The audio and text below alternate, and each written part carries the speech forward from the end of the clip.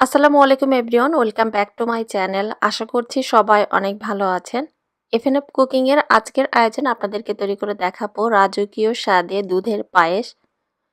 পায়েস রান্নাটা আসলে বাড়িতে প্রায় সবাই কম বেশি করে। তারপরেও আমি আসলে বাড়িতে ঠিক যেভাবে পায়েসটা রান্না করি হুবহু আমার রেসিপিটি আজ আপনাদের সঙ্গে শেয়ার করব। আশা করছি আজকের রেসিপিটা আপনাদের কাছে ভালো লাগবে। আর রেসিপিটি ভালো লাগলে প্লিজ সবার কাছে অনুরোধ থাকবে ভিডিওটি আপনারা আপনাদের ফ্রেন্ডস অ্যান্ড ফ্যামিলির সঙ্গে শেয়ার করবেন। তো পায়েসটা রান্না করার জন্য এখানে বেশ বড় সাইজের একটা প্যান নিয়েছি। এখন দিয়ে দিয়েছি তরল দুধ।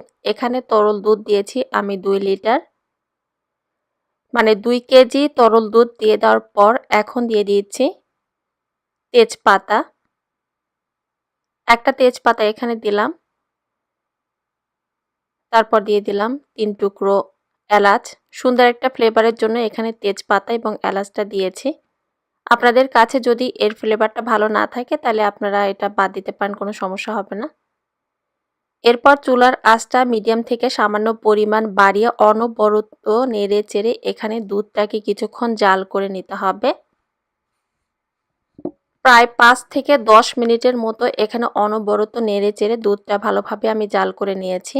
যখন এটাতে কয়েকবার বলক চলে আসবে, মানে 2 থেকে 3 বার বলক চলে আসার পর দিয়ে দিচ্ছি এখানে 2 মুঠো সুগন্ধি কালিজিরা চাল। 2 কেজি তরল দুধ দিয়ে এখানে পায়েসটা তৈরি করছি, তো সেই হিসেবে এখানে প্রায় 2 মুঠো চাল আমি নিয়েছি।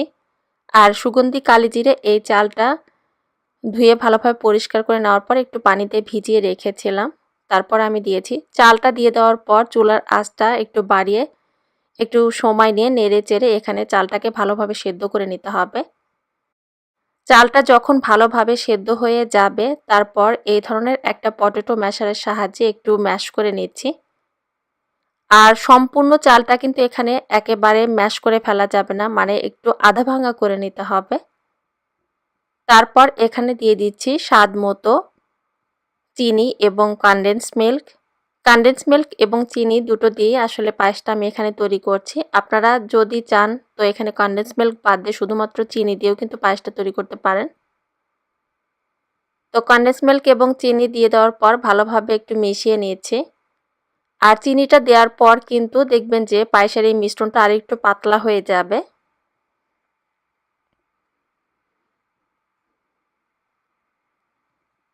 আসলে পায়েস রান্নাটা তেমন কিছু না, জাস্ট সময় নিয়ে একটু নেড়ে চেড়ে এটা রান্না করে নিতে হয়।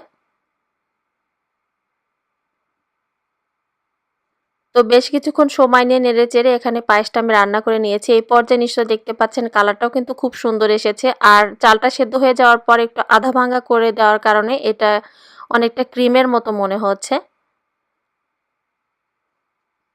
তো পায়েসটা আমার হয়ে গিয়েছে, এটা চুলা থেকে নামিয়ে নিয়েছি। আর পায়েসটা এই পর্যায়ে একটু ঠান্ডা হয়ে এসেছে। এখন একটা সার্ভিং বোলে আমি পায়েসটা তুলে নিচ্ছি। তো সার্ভিং বোলে এটা নেওয়ার আগে যে গরম মশলা দিয়েছিলাম, মানে তেজপাতা আর এলাচ দিয়েছিলাম, সেটা তুলে ফেলে দিচ্ছি।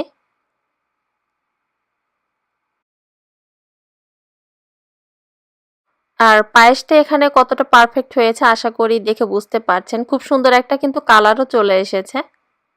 পায়েসটা তৈরি করার সময় অবশ্যই চেষ্টা করবেন চালের পরিমাণটা কম দিতে, কারণ চালের পরিমাণ কম হলে কিন্তু সেই পায়েসটা খেতে অনেক বেশি ভালো লাগে।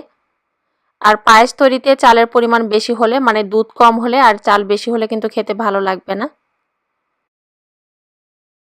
তো পায়েসটা একটা সার্ভিং বোলে তুলে নেওয়ার পর ওপরে কিছু কিশমিশ এবং বাদাম দিয়ে এটা একটু সাজিয়ে নিচ্ছি। ডেকোরেশনটা আসলে এটা নিজের পছন্দ মতো ভাবে সাজিয়ে নেবেন, তাহলে হয়ে যাবে। আর কিশমিশ এবং কাজু বাদামটা একটু ঘি দিয়ে হালকাভাবে ভেজে নিয়ে তারপর এটা ওপরে আমি সাজিয়ে দিচ্ছি। তো তৈরি হয়ে গেল কম সময়ে ঝামেলা ছাড়া তৈরি ভীষণ মজাদার রাজকীয় স্বাদে দুধের পায়েস।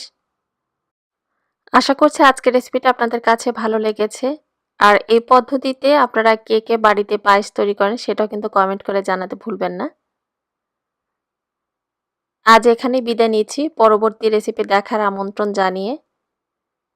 দেখুন পায়েসটা কিন্তু ঠান্ডা হয়ে গিয়েছে। ঠান্ডা হয়ে যাওয়ার পরও কিন্তু এটা অনেকটা ক্রিমের মতোই মনে হচ্ছে। আসলে এই পদ্ধতির পায়েস তৈরি করলে খেতে অনেক বেশি মজার হয়।